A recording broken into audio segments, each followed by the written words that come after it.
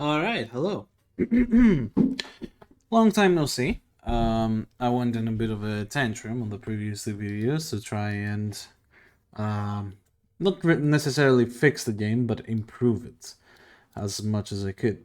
So, I talked a bit with other YouTubers about the stuff. Hopefully, we get more people to do videos like the ones I did. Unfortunately, the one video that I did didn't get any popularity whatsoever, so I don't know. Wasn't I wasn't very pleased with the result because I feel like it will do nothing, and the damage types are gonna go as D mentioned on the small post that they had on the forums, and nothing will be improved upon because the changes frankly do almost nothing. Only cold it is becoming better, and that's about it. So let's go to the actual video. So this is another epic disruption weapons video. It's a primary weapon, and I have no idea what it is. Wait, I need to find it. There it is. Boltor. Specifically the Telos version of the Boltor. Why the Telos version of the Boltor and not the Boltor Prime? Well, the Telos version of the Boltor has increased critical chance and a bit lower status chance. But you take this evolution, and it has a ton of crit chance, but you also benefit from the status chance. So you get the best of both worlds. So, projectile speed, this thing, whatever, very good for primary fire. And the build is a classic viral brain build and pure damage. This weapon does not need hunter munitions whatsoever. It in fact does so much damage that it doesn't need anything. And it can level cap just with brute force. And it's really insane, the Telos Boltor. It's not as insane as the Vasto, which you don't need priming or armor stripping, but if you prime enemies on the level cap, you're gonna have a really good time. And also the Telos Boltor has the Truth Augment, where it gives you parkour velocity and restores your health for 30 seconds. But I don't know, that's pretty decent in my opinion. Not the greatest, but nice to have. But yeah, normal build, let's see how it does. Obviously compressor. Gonna solo build because I'm sure one person will ask for it anyways. Replaces cold mod, and cold mod is down here. So you do this and then you put cold mod down here. And I'm gonna bring Eclipse. Why? Because I like hating myself. So we could easily go to the newest disruption mission. I don't think it will have any issues killing these guys, even at really high level. But for the sake of having primed Bane of Grenier, I'm gonna go to good old Kuva Fortress. Where is it? Down here. So Tamu. We don't do Tamu very often in this video, so let's do a Tamu run. Why the fuck not? So in general, I've seen some stuff about Protea Prime, I've seen some stuff about Orkina Prime, and I've seen some stuff about Velox Prime. Protea Prime, obviously I expect it to be good. I mean, it's Protea Prime. She didn't get any changes. She doesn't need to. She's already very strong. Orkina Prime, the stats seem pretty insane, so it should be an amazing weapon, considering it's a dual sword, or a dual dagger. It's dual dagger, rather, not dual sword, my bad. And yeah, I mean, it really is crazy. Give me a second. Sensitivity feels weird. I'm gonna like lower it a bit. I don't know. I'm not sure why.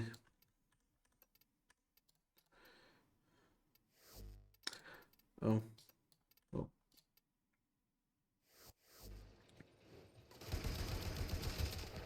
Feels a bit better now.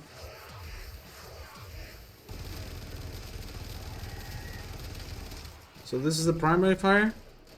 This good old Boltor with actual good mechanics and everything. Boltor used to be such a meta weapon back in the day, way back in the day. And seeing it get an Incarnon version, I'm sure a lot of people wanted to relive back those days where you would take a Rhino, a Carrier, a Bolter Prime, and just run around and kill everything, so feels pretty nice. I'm gonna show what the thing does with just a normal fire. and no priming whatsoever.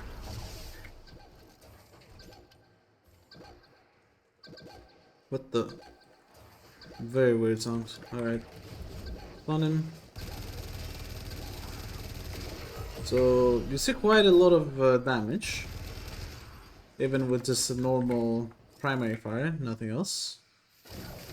Now we're gonna do the same, but we're gonna do Eclipse and Prime.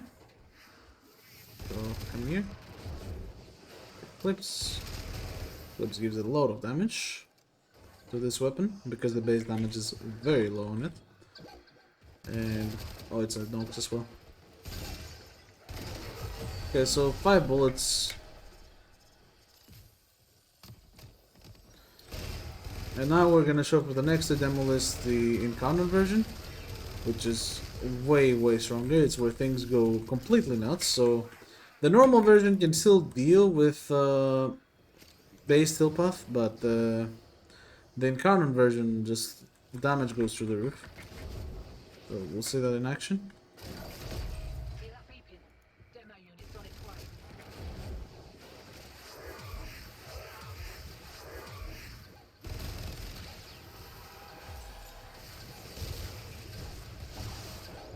It basically turns into a fully automatic shotgun of some sorts that has a ton of multi-shot, deals a ton of damage, it does kind of everything. So yeah, pretty good. I'm gonna find an enemy to just get my headshot back. Okay, awesome. Now we're gonna prime this guy. What's the garden?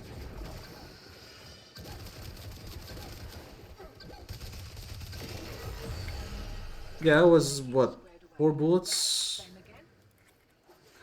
Regardless, this thing goes crazy. If I shoot at the wall, you see what I mean with the shotgun pattern? You see how the bullets just go a bit nuts on it? So being close with this weapon does a lot more damage than being far away. But honestly, the damage of it is insane. It is actually crazy.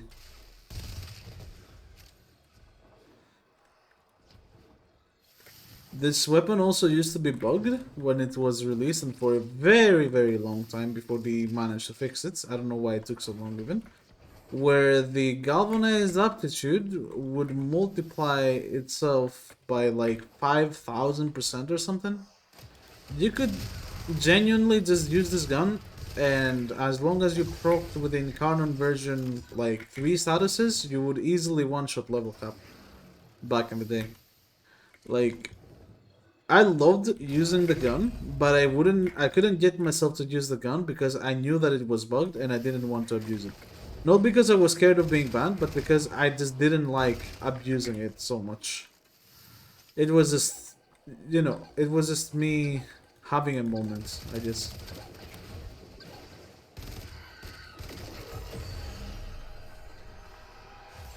Let's play a normal run.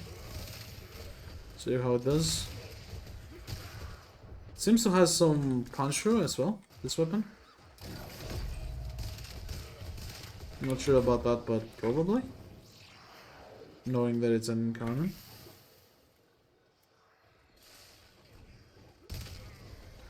Okay, Acolyte coming too.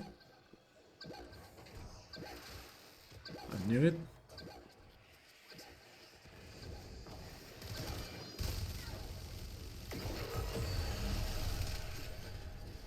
I mean, I don't know, just spray and pray, I guess.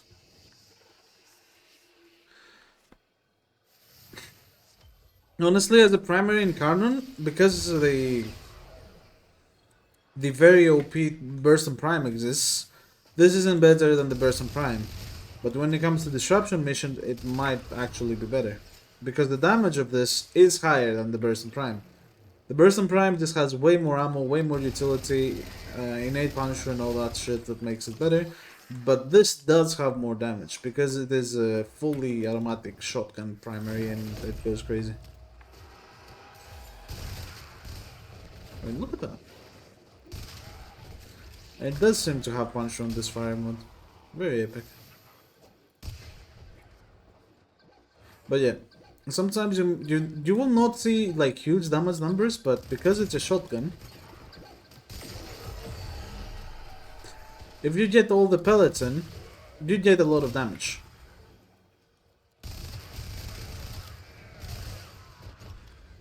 I don't know, it's very interesting. I love it with Wisp because Wisp buffing fire rate on this weapon makes it way better. And I wanted to see if I can make it AoE by reducing its accuracy a lot with heavy caliber maxed out, but that doesn't seem to be possible, unfortunately. It would make it so interesting and so fun, in my opinion. Alright, heavy gunner. Yep. So, remember, this is without ribbon modes, this is without anything, this is just the gun being the gun. The Burston cannot kill this guy in one bullet. Even if I prime him, if I armor strip him, maybe it does, but it usually needs 3 to 3 bullets. This has the fire rate of the Burston, and it is 1 bullet. So, based on other assumption, you can also assume that it is better. Also, my Burston has a Raven mode and this one doesn't. So, even better odds for this one winning. And yeah, I mean, if you want to do disruption specifically, this as an encounter primary weapon is probably the best one to do it with. But if you want to do like any kind of mission, then the Latron and the Burston edges out by a lot compared to this. Yay! Resource drop chance booster. Yay! Regardless, yeah, it's good. If you have a Bolter Prime instead of this, it doesn't matter a lot, but you will see a lot less crit chance over here. That is the issue, because we want this. This is good. This is a very good upgrade. Look at the others.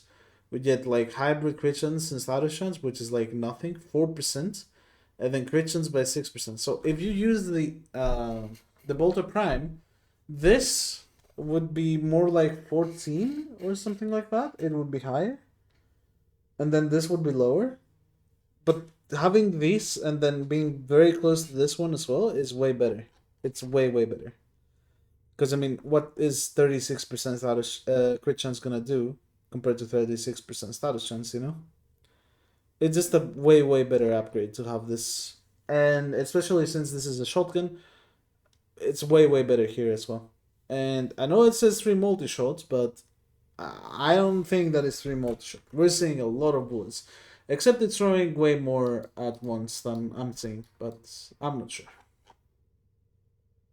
Very interesting gun. Very good stats in general. I like it. I like it a lot. But I couldn't use it for a very long time because of the bug, and I didn't want to abuse the bug. And when I had someone abuse the bug in a squad with me, they would basically 2-shot level cap enemies when they were primed, or even 1-shot them. That's how good it was. Like, I don't know. I don't like bug abusing in general. I don't like abusing bug stuff. And this comes from a person that has been using the interaction with Play Kripath for years. And like the old interaction that was removed with this patch was in the game for like what, 7 years or something. I mean, I don't know. At that point, in my opinion, it was a feature. Don't get me wrong. It was in the game since Cedar's update dropped in 2017, and for some reason it had to be removed now, as well as Eclipse getting nerfed. So these weapons are. It is a shame, really, but I'll still use this. This is my baby. I have invested too much into it, and I love it. So I'll make it work somehow. Regardless, I thank you very much for watching this video. I'll put Discord and Twitch links on the description below, and I will see you on the next one.